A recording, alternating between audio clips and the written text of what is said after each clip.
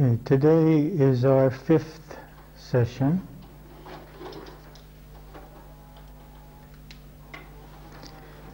Our 5th session for the Immortality Seminar.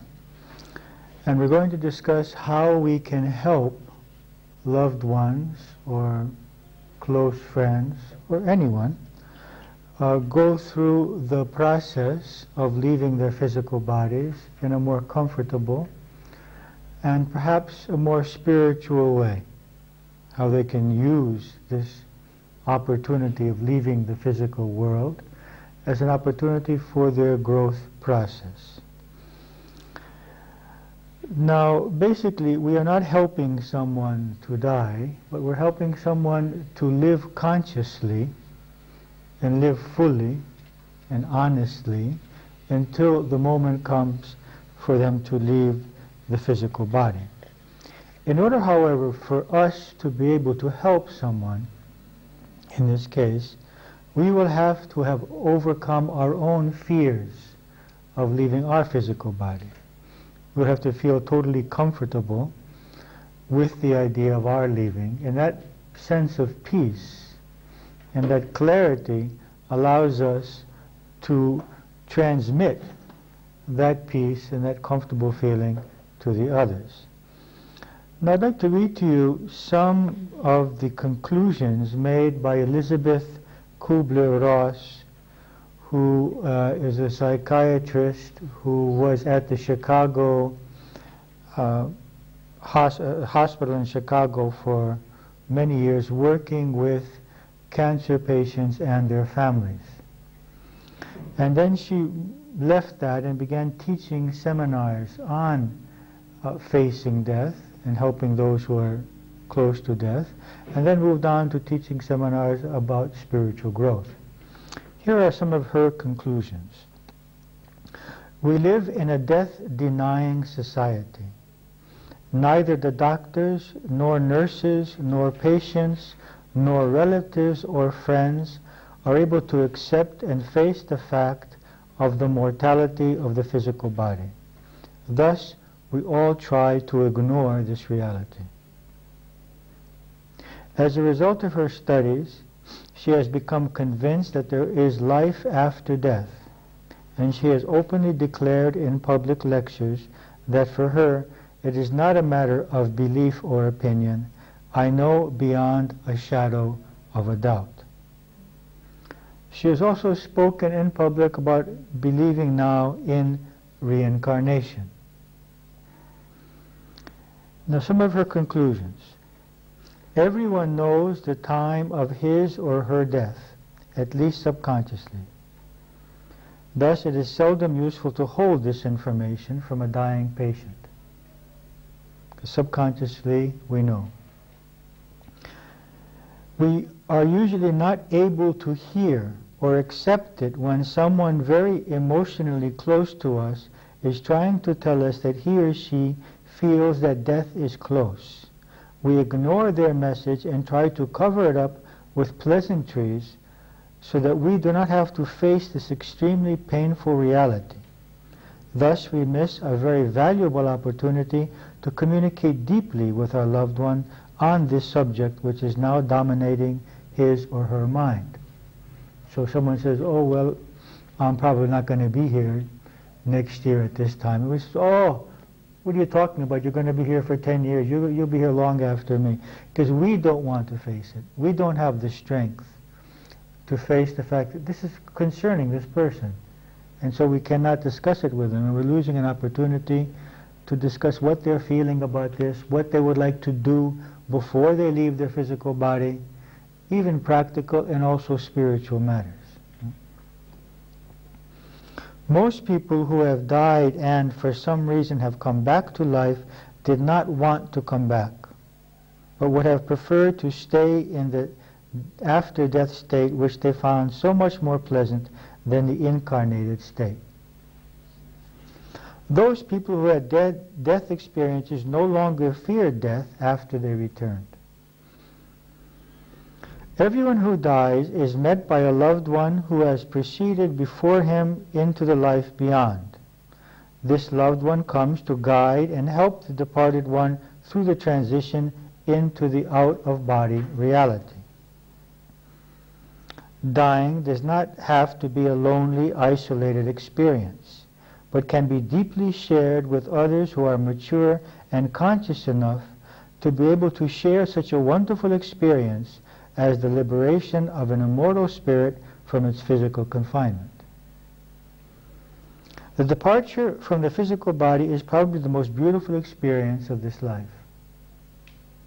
There are unseen, loving spirit guides within 2 feet of us at all times, so we never need to feel alone or without help or support. In the next dimension, after death, there are different concepts of space and time. After death, no one judges us, but we judge ourselves.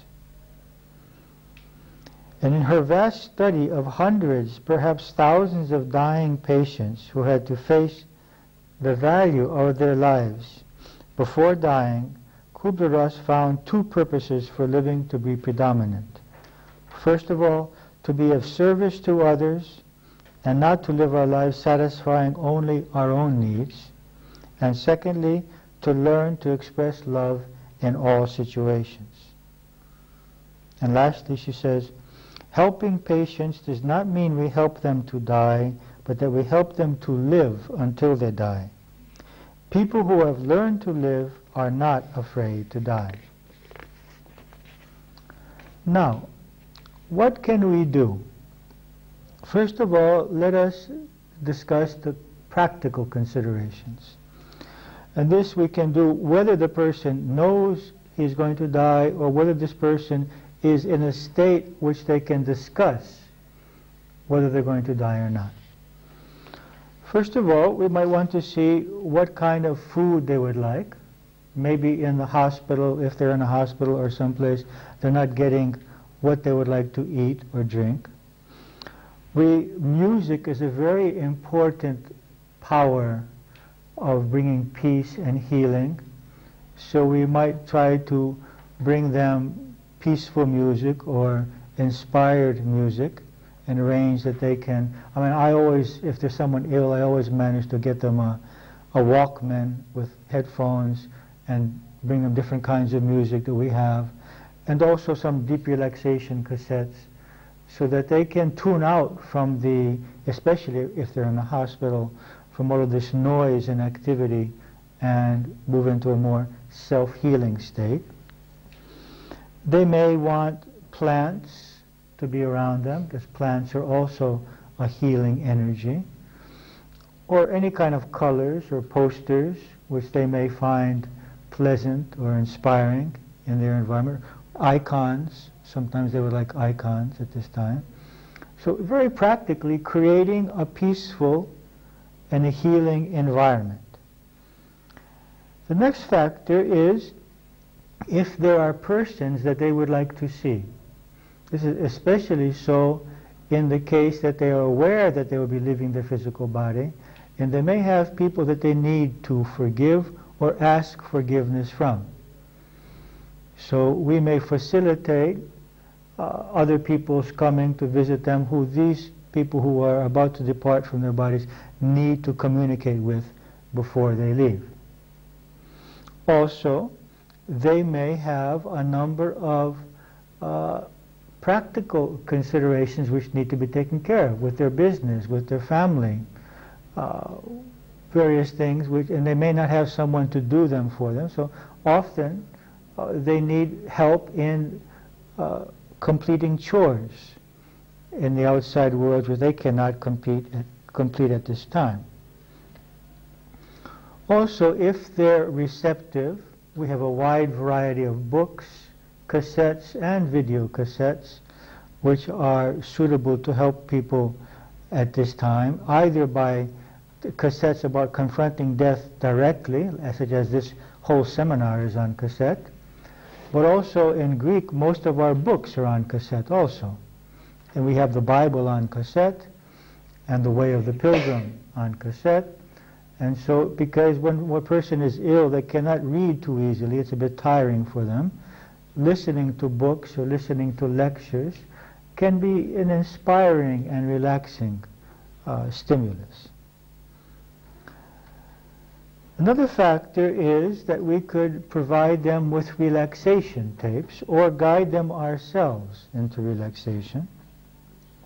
Teach them how to relax their bodies, how to relax their minds, and go into an inner state where they will allow light to flow throughout their body, and especially in the areas where they have problems. Because you never know. The doctors could say that someone will be dying in a few weeks, and then they live another 15 years. You never know when someone is going to live, and you never know when someone is going to die. So we who are visiting them could be hit by a car as we leave the hospital and leave the earth that day, and they could keep on another 15 or 20 years. So no one knows, you see. And this is one thing I often say to people, because they often, are a bit hesitant about discussing death directly, and I explain to them, look, we don't know when you're going to leave your body. You could leave your body today, you could leave it in 20 or 30 years, but the fact is, you are going to leave your body. So now that you're here, you have nothing else to do. Maybe we should investigate this. Would you like me to bring you some books or some cassettes? Would you like to discuss this matter? Because it's something you're going to face at some point in your life. You can't get away from it. And so when you help people, we always help them on two levels. Help them to heal themselves, but help them be ready for leaving the body simultaneously. So there's two energies going on. Learning, on the one hand, to pass light throughout the body and do self-healing, or praying for self-healing, and at the same time doing anything they have to do medically to get well, at the same time being ready for leaving the body whenever that happens. So the one doesn't preclude the other. So we have a wide variety of cassettes which are useful for this. Coming in contact with the light and also coming in contact with God. Both of these. Then there's the possibility, in some cases, of offering massage, depending on the illness and the problem.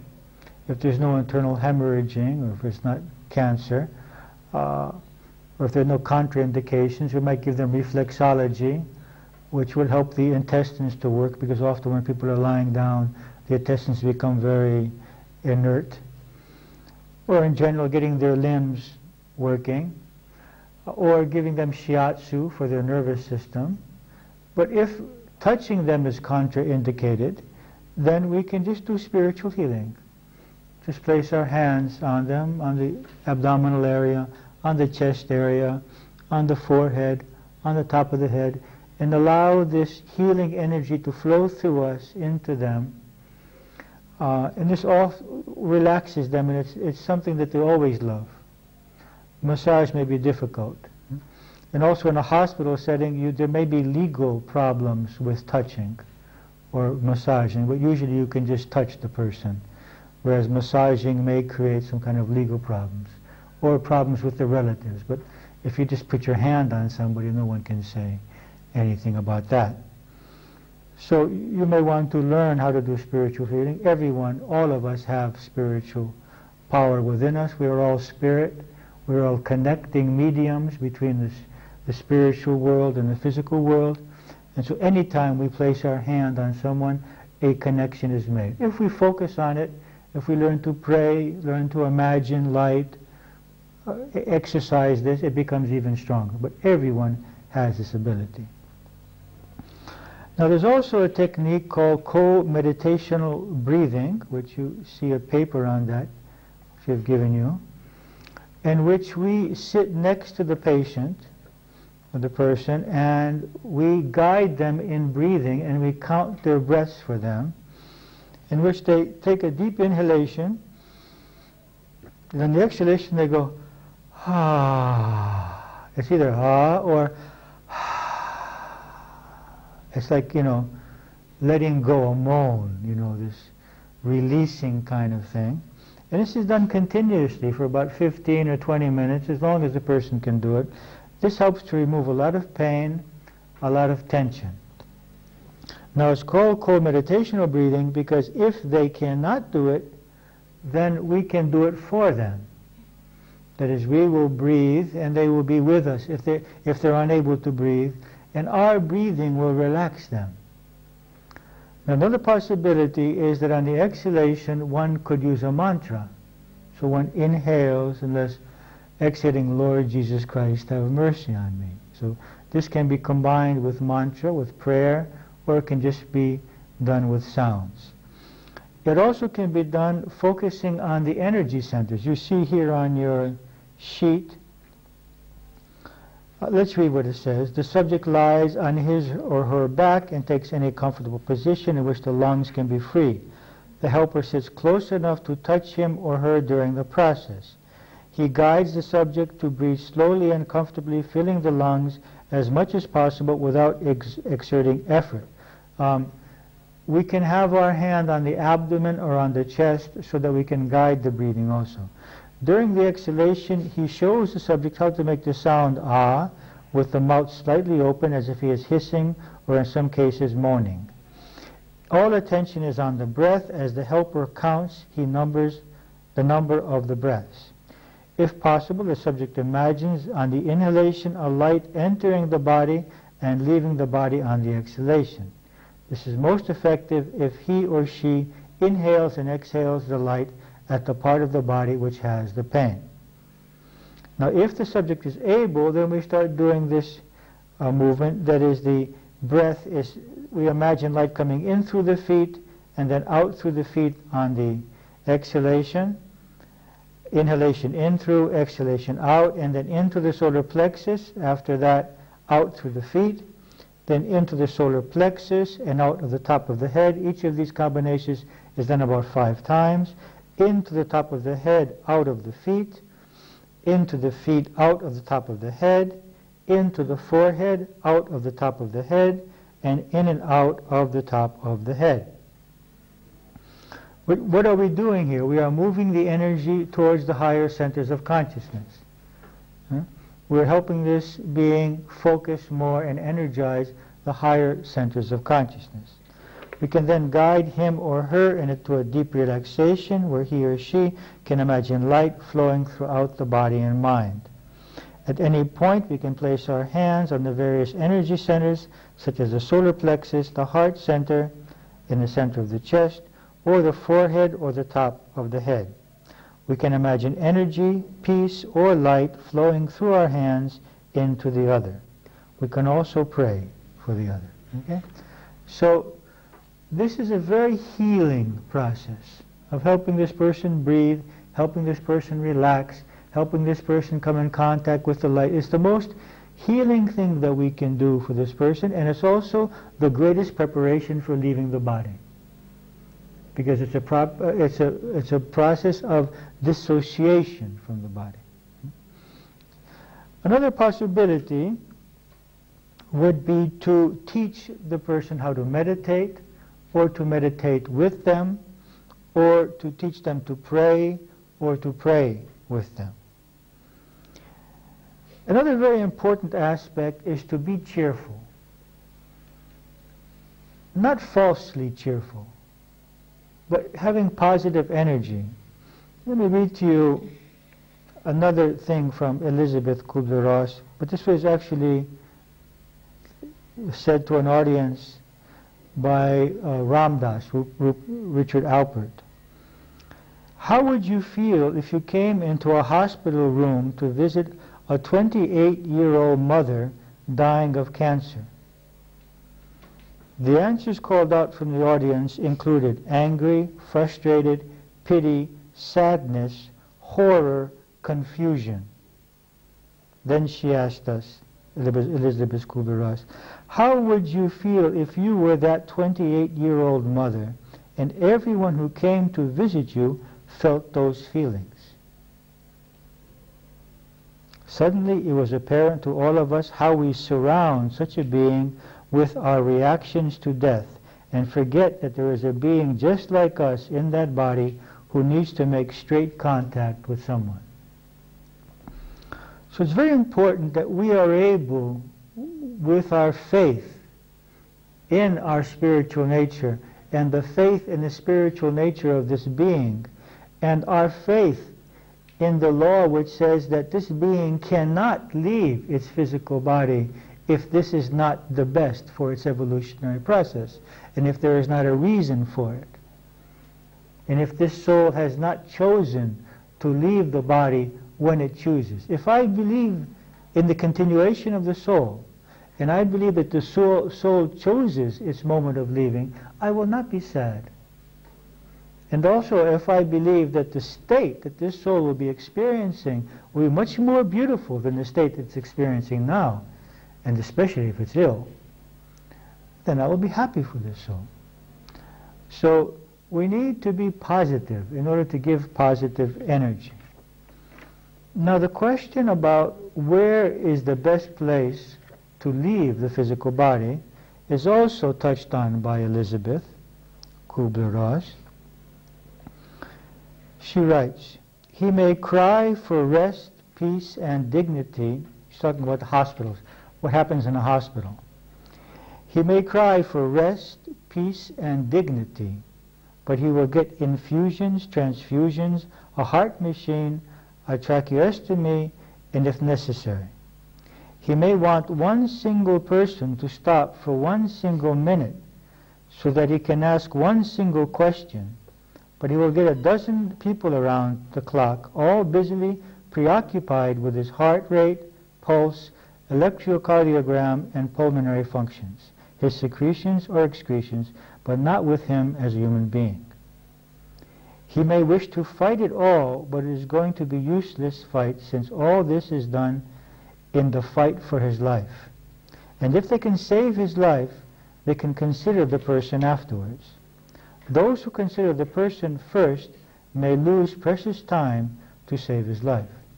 Now, she may be a little bit harsh in her description of the hospital. Of course, she has worked in hospitals about 30 years. I think there may be some exceptions to this. At least this seems to be the rationale or the justification behind all this, or is it? Is the reason for this increasingly mechanical, depersonalized approach our own defensiveness? Is this approach our own way to cope with and repress the anxieties that a terminally or critically ill patient evokes in us? Is our concentration on equipment, on blood pressure, our desperate attempt to deny the impending death, which is so frightening and discomforting to us that we displace all our knowledge onto machines, since they are less close to us than the suffering face of another human being, which would remind us once more of our lack of omnipotence, our own limits and failure, and last but not least, perhaps our own mortality.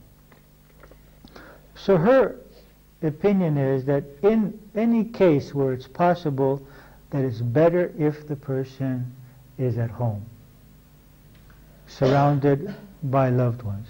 And this is something that families will have to work on their conscience about.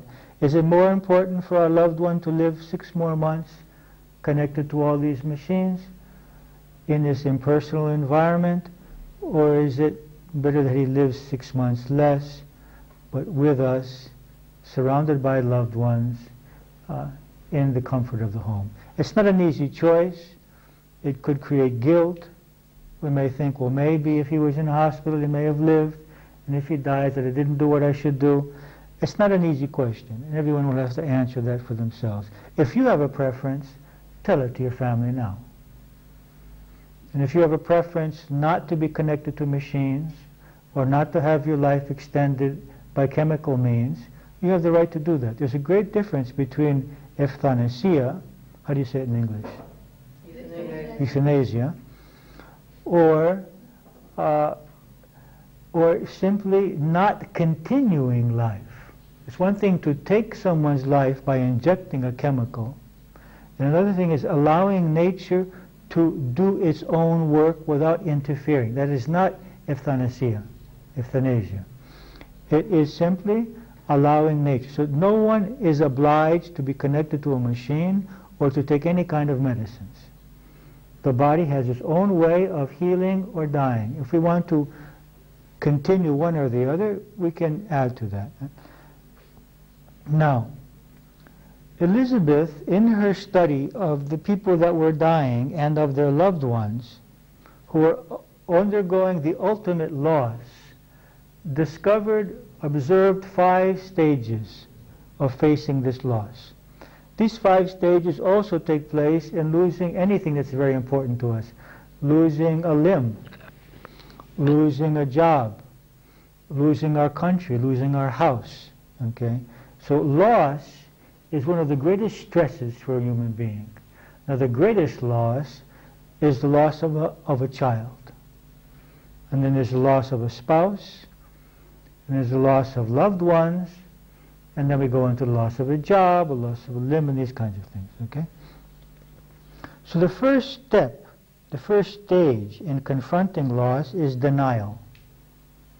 I refuse to believe it. So if someone, this happens especially so when someone is told that they will probably be leaving their physical body in a very abrupt and impersonal way. But someone says, well, you'll probably be dead in a year, you know, without any real feeling in that. So we have these two opposites. We have, as it here in Greece, that no one ever tells the person they're going to die.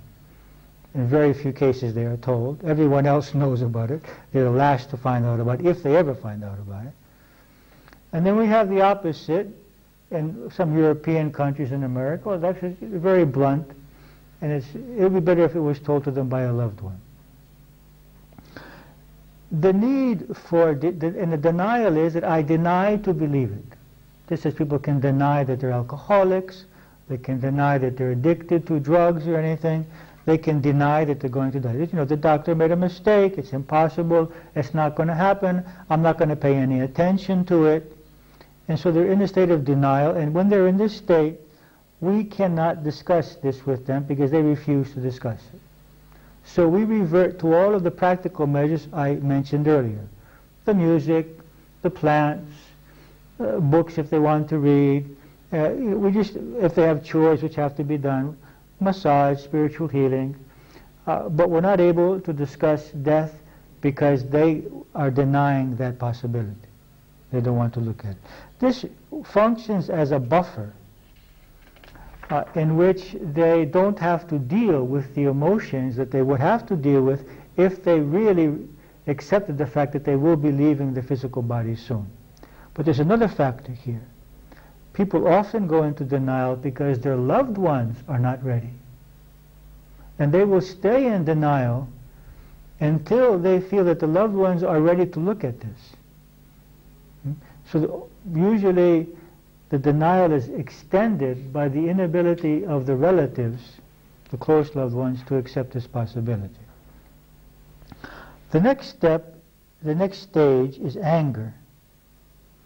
Now the anger is even greater if the person is young, because the feeling of injustice is greater. Or if I've been a good person, you know, I've been an ethical person all my life, and I see these other people who are totally unethical living through 80 and 90 and 100, and here I am at 50 dying, or even 30.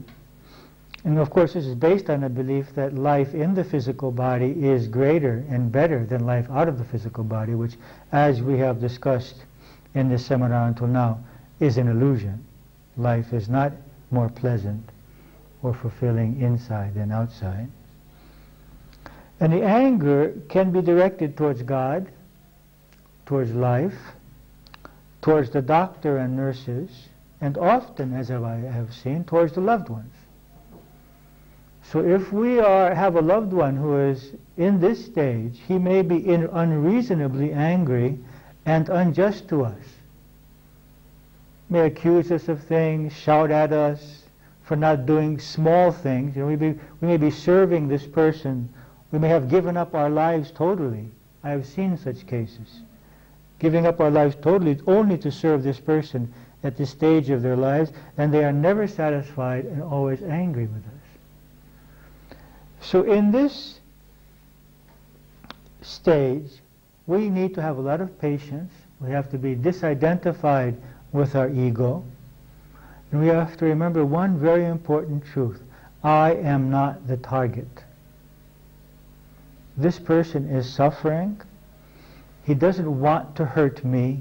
He just wants to get this anger out of his system. And so we have to be able to take this anger without allowing it to go into us and hurt us. Realize that this person is very unhappy. He's about to lose everything that is important to him, and he can do nothing else but to express his or her anger towards us. So we need to have patience here. Do a lot of active listening. That is, when the person is angry, ask them about the active listening will allow them to express what they're feeling and let go of the anger and say, well, you know, I'm upset about this, I'm upset about that. It helps them get it out more clearly. And also it's a great opportunity for our own spiritual growth.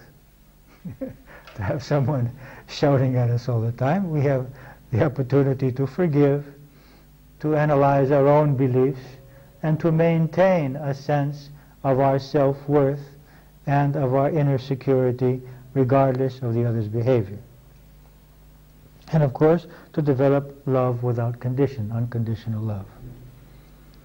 The third stage is the stage of bargaining. Well, there's two kinds of bargaining which goes on here. One is the bargaining with the doctors so that they can eat the things that they want and not eat the things that will save them, so that they can do things that they would like to do which perhaps the doctors are forbidding. So it's bargaining to do things that they like to do. For example, they want to smoke, even though smoking will kill them. And they want to go out and want to drink or go on an excursion or eat certain foods which they like. Now here is the question again, what is more important, for this person to live another 2 months not enjoying anything, or to enjoy himself and to live 2 months earlier? I mean, we worship life in the physical body. It is above everything to us. I mean, we have made it God. And it's like, you know, you have to do everything just to stay in the physical body. And this is all because it's not a matter of love, it's a matter of fear. It's a matter of fear because we fear what will happen when we leave the physical body. And more so, I would say, we fear what will happen if our loved one leaves the physical body. It's easier for most of us to accept death than it is to accept the death of a very important person. Because when you die, okay, you get out of the body, you're relaxed, you see things are not as you thought they were, but when you stay in the body and you lose your child, you lose your spouse, you lose your brother, your sister, a very important person, it's much more painful than dying itself. So this is a matter of the doctors, of the family, of the person, this bargaining about doing things that he wants to do. The other kind of bargaining is with God. Suddenly he remembers God. And so there is a desire now for communicating with God and asking God to restore the life, to heal. This is an opportunity for us to use this motivation now to cooperate with this person in prayer, to pray for them to pray, to teach them relaxations in which they will receive divine energy. It's a useful experience that now that they are interested in communicating with the divine in order to receive this help. We can give them books on the subject, we can do it with them, we can give them cassettes which help them to pray or to receive spiritual healing. Now, if they go through the stage of the bargaining and they're still getting worse, so then we go into the fourth stage, which is depression. So the bargaining is not working. I'm still getting worse, and there are two kinds of depression. One is the depression about the fact that I cannot fulfill certain functions, certain responsibilities in life, such as my work, my family, what's going to happen to my family, what's going to happen to my business, my work, or whatever it is, some project that this person has. Now the greatest help that we can offer in this case is to find practical solutions so that this person can relax. Okay, we're going to find this solution for your family, this solution for your project, and this solution for your work. So here, for this kind of depression, we need practical answers. The other kind of depression is the preparatory depression, in which depression that I am going to leave all of this. Now here, we just have to allow the person to go through it. We can't say to him, no, you're not going to lose all this. We could say, yes, you're going to lose this, but you're going to gain something much greater, if we believe that. But we can't deny the fact that he's going to lose wife, children, husband, parents, friends, nature, his business, everything. Okay? Everything that he knows, that he's aware of, he's going to lose. And so we have to go through this depression. We can't deny it. And so we accept, yes, this is going to happen. How do you feel about this? We do active listening. Let him express his feelings. Ask questions which help him to clarify what's going on in himself at this moment.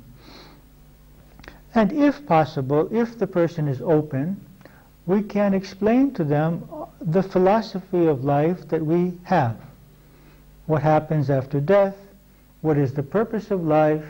If we believe in reincarnation, if we believe that there is an evolutionary process going on, if we believe that life and death has some purpose, and try to help the person see what he can learn. Because obviously, what is the source of our suffering in life? Attachment. And what is happening to him now? He is having all of his attachments ripped out. Everything he's attached to is being torn away. And so this is the cause of suffering. This is the cause of suffering in life. We suffer when we don't get what we're attached to. It's very simple.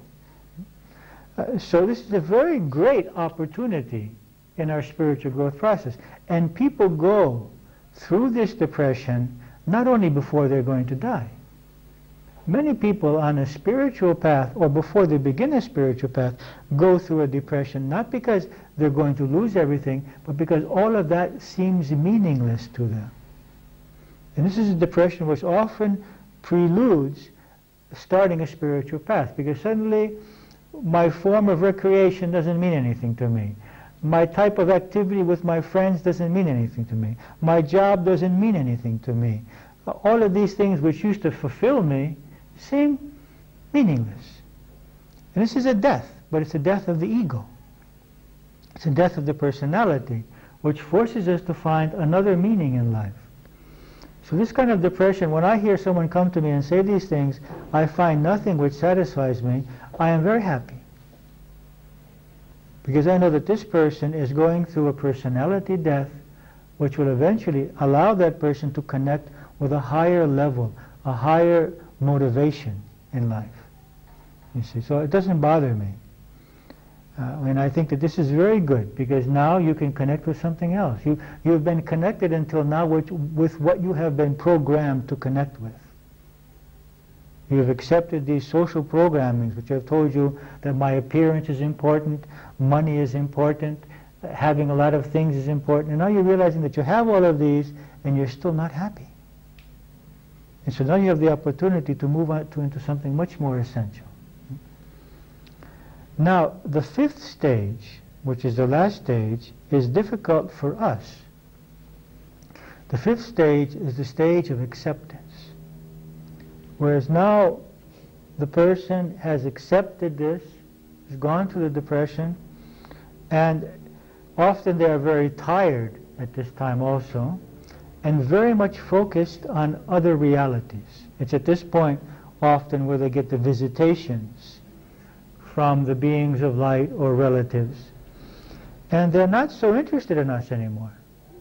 And so if we've gotten into the role of the goody-goody or the savior, and every time we go they just sort of sleep or look out the window, and are not very interested in what we have to say, and they don't really want to talk very much, now we have the problem, because we want affirmation, we want their attention, we want them to be focused on the material world, and we don't allow them just to disengage themselves. They're in a process of disengagement from this world. So the best way here is, first of all, in such a case, they usually prefer people that are not close relatives. The close relatives disturb them because they're very emotional. They can't let them go. So we prefer someone like us who has been through this, who has worked on this, who loves the person, cares for the person, but is not emotionally attached. It is difficult for the emotionally attached persons to help in the fifth stage. It's better if it's a counselor or somebody else. Now, in such a case, music, peaceful music, is often welcome, but sometimes they don't even want that. They just want silence. Usually they will accept just holding hands without speaking, or spiritual healing, or just sitting and praying silently, or meditating together. And it hasn't been infrequently in which I have come, I have entered the hospital, gone into the room, the person was sleeping, and the relatives will say, well, we'll wake them up. I said, no, please don't wake them up. And I would just sit there for 20 minutes and meditate, focus on them, and just leave, and just don't even say anything. It's not necessary to speak.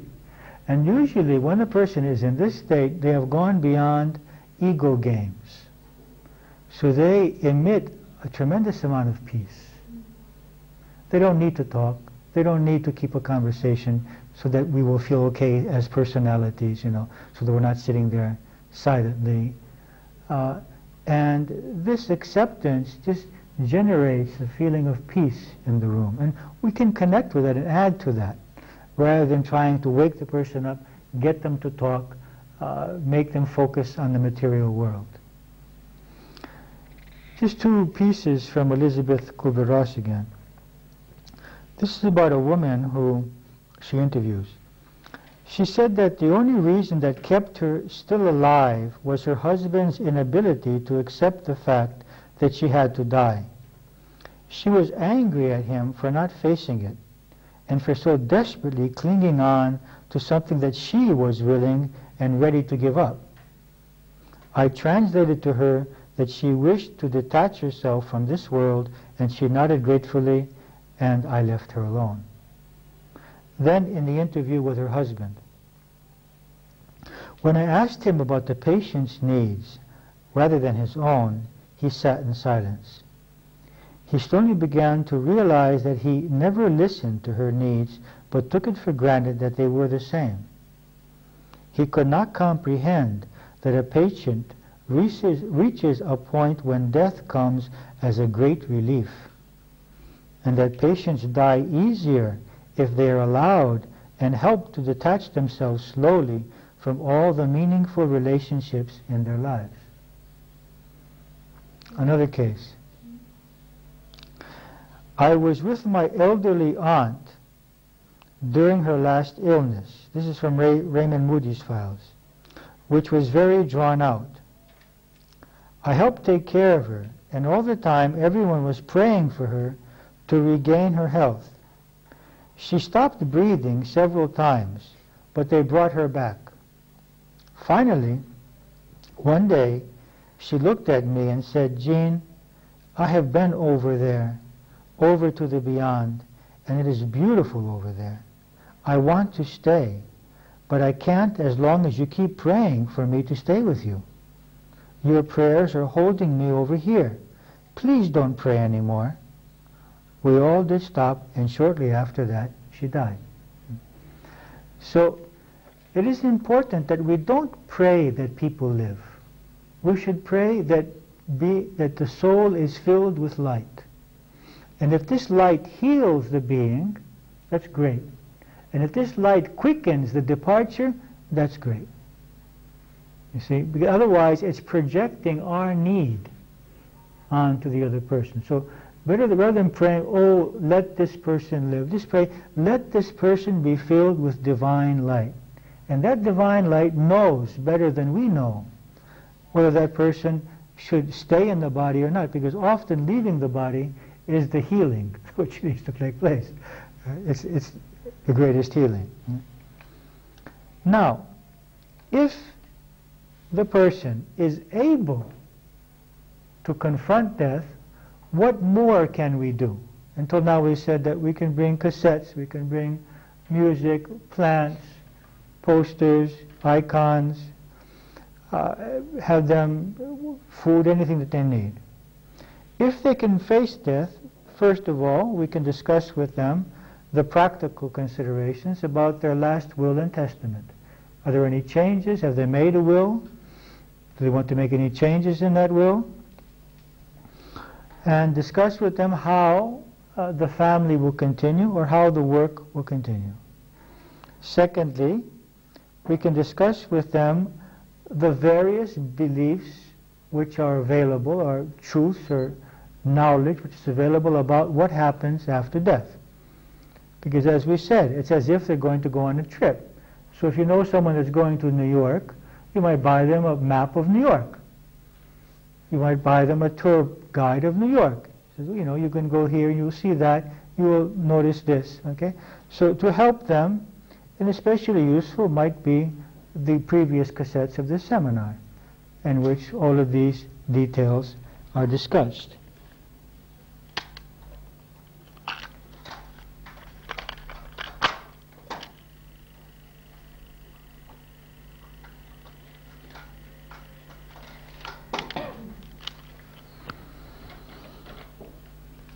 Also, books on this subject will be useful. Thirdly, we can give space to this person, give this person the opportunity to discuss his or her emotions about leaving. This active listening. How do they feel about this? Do they have any regrets? Do they have any fears? And allow them to release these. People, when they talk about the things that bother them, often that tension is released. So giving them the opportunity to speak about the feelings that they are having at this moment. They're feeling injustice, whatever they are feeling. And if possible, if you have this ability, a combination of active listening and the meftiki of Socrates, that is, learning to ask questions which not only help this person discover what they feel, but guide them, if possible, to the spiritual truths which will release them from those emotions. Because we are strange beings. We have great conflict within us. We believe some things, such as in our continuation after death, such as in a divine justice, but on the other hand, our emotions do not reflect what we believe. Our emotions are a function of another belief system which exists in the subconscious. So if we can help that person each time we talk to connect with the conscious belief system, his faith about the justice of divine law, about his continuation after death, this will help this person to face it more deeply, more peacefully. Now, another very important aspect is helping the person harmonize his or her relationships.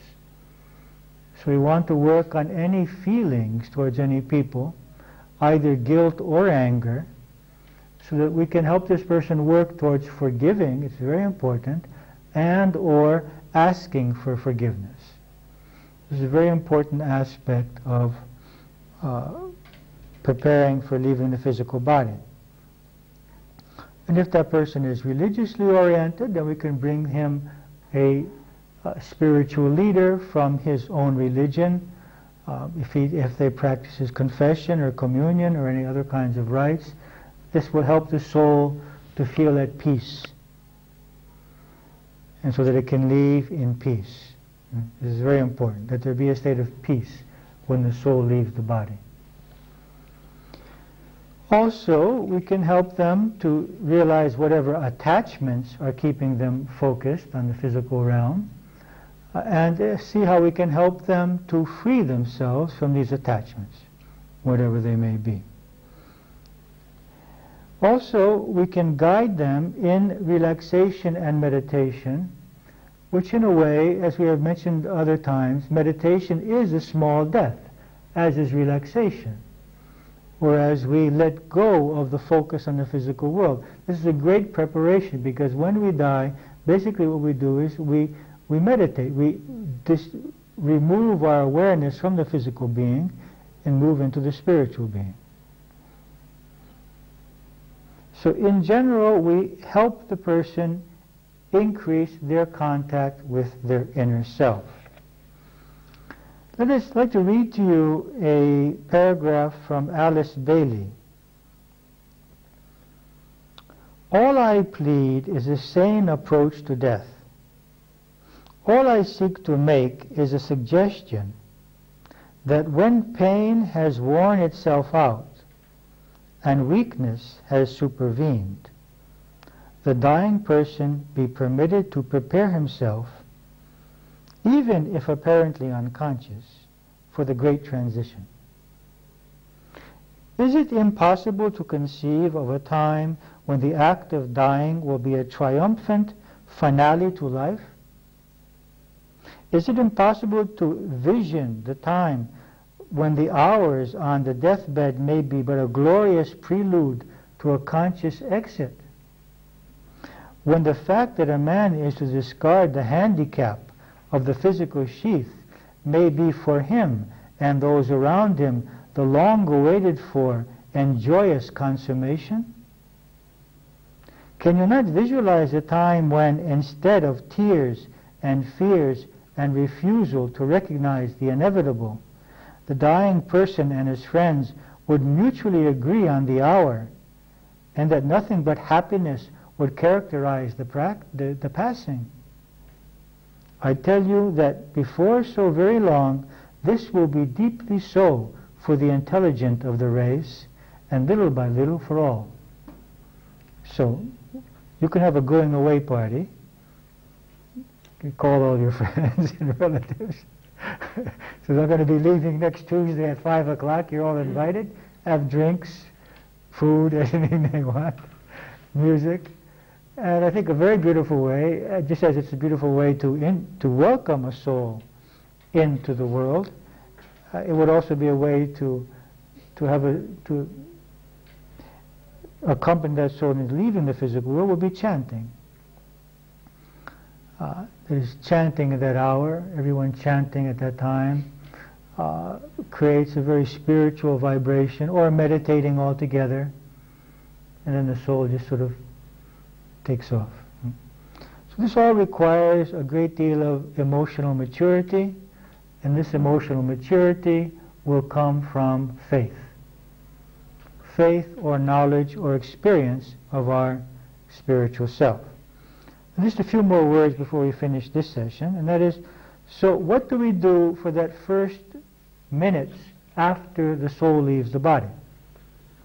Now we mentioned this is a very crucial moment, because the soul has the possibility here of what was called Mahasamadhi, or connecting directly with this higher level of consciousness. But the tendency is for the mind to focus on the persons that it's leaving, or the material objects, or the home, or whatever it may be. So, first of all, we can whisper. This is from the Tibetan Book of the Dead. We can whisper in this person's ear. And if we're not there, if they telephone us, it doesn't matter, anywhere that we are, we can communicate mentally with this soul, explaining some various things. First of all, that they have left their physical body, and that they have no advantage whatsoever of focusing on the physical level. They have no advantage whatsoever of focusing on their family, or their work, or any of their possessions. And that they should turn their attention to one of two things: to the light, or to God as they imagine it. Imagine God to be. And so this is our message. For the first 20 minutes, we can do this continuously. Let go of the physical realm.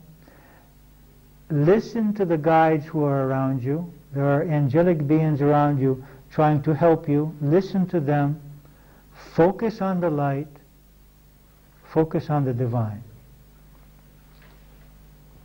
Of course, you can imagine that I can't do this if I'm crying because my loved one left.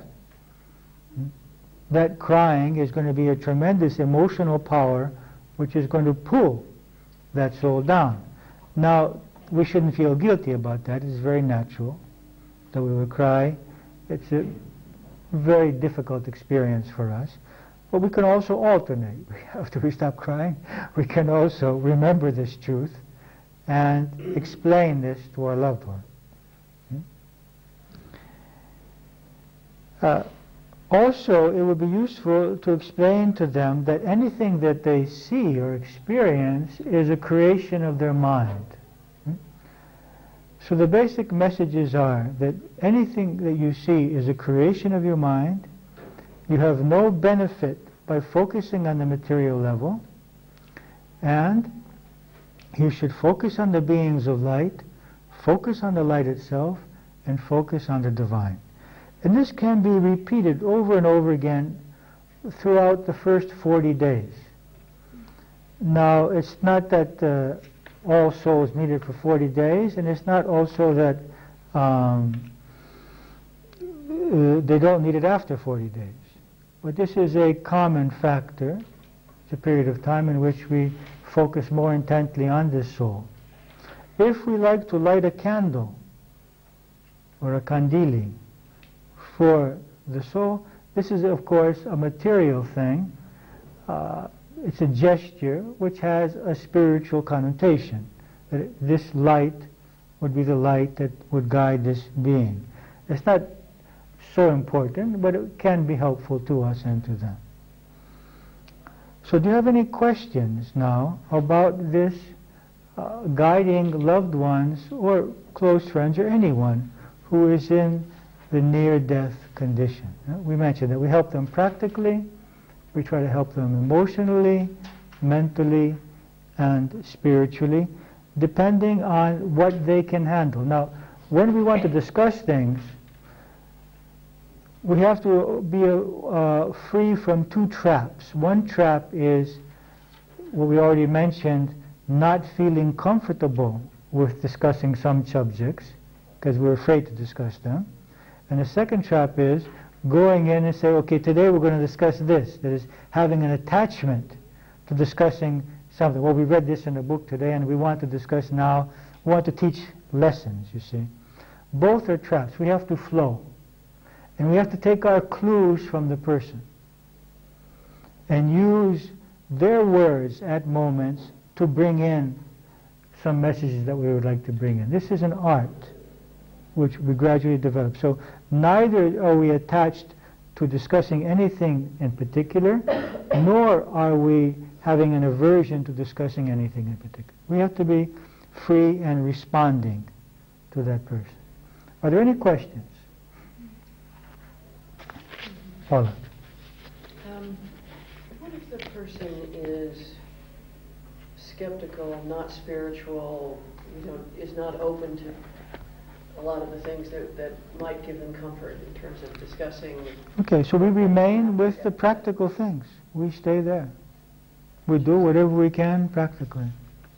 I mean, we can say, okay, you don't believe this, but just listen, this is what I believe. And then you leave it to them. You don't have to convince them. You can't convince them. The fact is, however, at this stage, people are more open to listening to these kinds of things. But if they remain unable, it's something that we have to accept. We remain with helping them practically. Yes? Sometimes people are not.